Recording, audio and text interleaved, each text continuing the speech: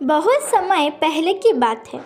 अरावली के पहाड़ों के बीच बसा हुआ एक सुंदर सा गांव था, सूरजपुर। यह गांव अपने खेतों, तालाबों और सीधे साधे लोगों के लिए जाना जाता था।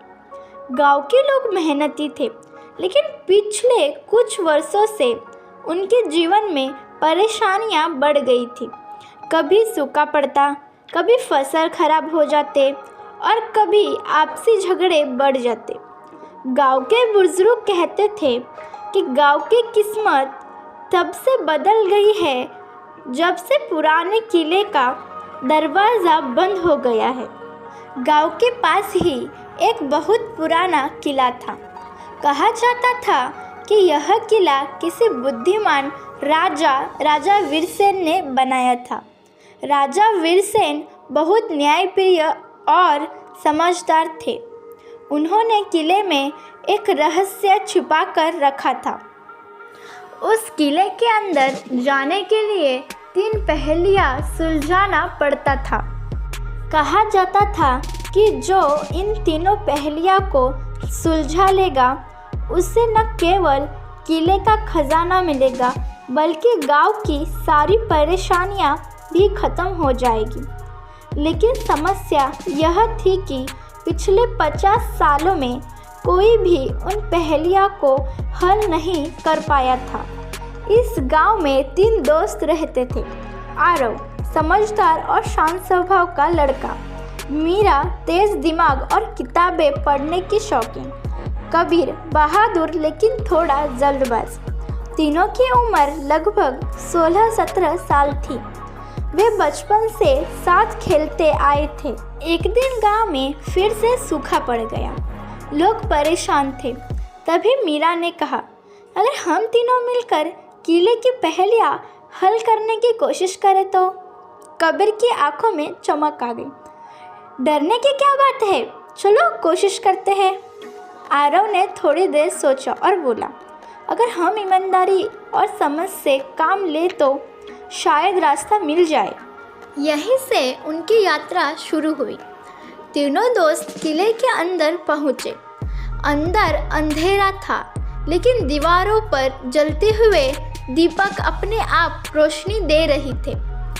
पहले कक्ष के दरवाजे पर लिखा था, मैं हर किसी के पास हूँ, लेकिन कोई मुझे देख नहीं सकता।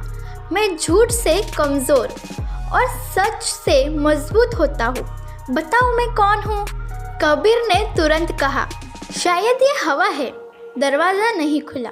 मीरा बोली, हो सकता है आत्मा हो। फिर भी कुछ नहीं हुआ।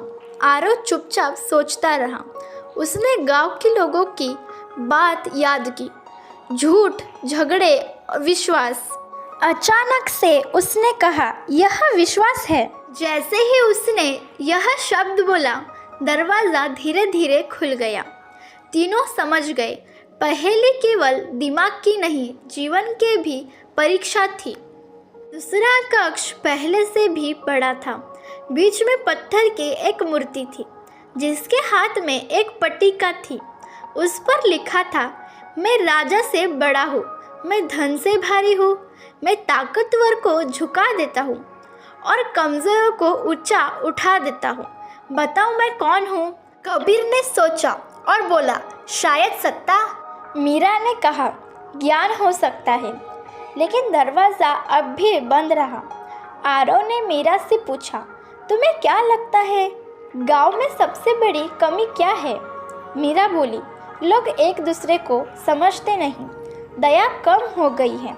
आरव मुस्कुराया, तो जवाब है न्याय। जैसे ही यह शब्द बोला गया, मूर्ति के हाथ नीचे हुए और दरवाज़ा खुल गया। दूसरा कक्ष सबसे शांत था। वहाँ न कोई मूर्ति थी, न कोई दरवाज़ा दिख रहा था। बस दीवार पर लिखा था, वह कौन सी चीज़ है जो बांटने से बढ़ती है, छुपाने से घटती है और जिसे पाने के लिए खुद को खोना पड़ता है। कबीर परेशान हो गया। अब तो कुछ समझ नहीं आ रहा। मीरा ने किताब में पढ़ी बात याद की, ज्ञान बांटने से बढ़ता है, लेकिन खुद को खोना पड़ता है।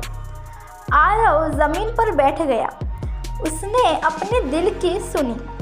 जब हम किसी की मदद करते हैं, जब हम अपने स्वार्थ को छोड़ते हैं, तो हमें क्या मिलता है? मीरा की आंखें भर आई।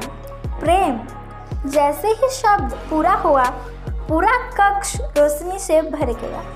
तीनों पहेलियां हल होते ही किले के दरवाजे हिलने लगे। एक गुप्त कक्ष खुला। अंदर सोना चांदी नहीं था, बल्कि पुराने ग्रंथ, खेती के तरीके, पानी बचाने की योजनाएं और गांव चलाने के नियम थे।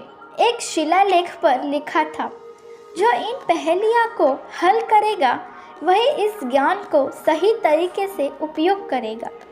तीनों दोस्तों ने मिलकर गांव में यह ज्ञान बांटा। धीरे धीरे सूखा खत्म हुआ, झगड़े कम हुए और सूरजपुर फिर से खुशहाल बन गया। कहानी की सीख। पहला, विश्वास के बिना कोई समाज नहीं चलता। दूसरा, न्याय सबसे बड़ी शक्ति है। तीसरा, प्रेम ही असली खजाना है।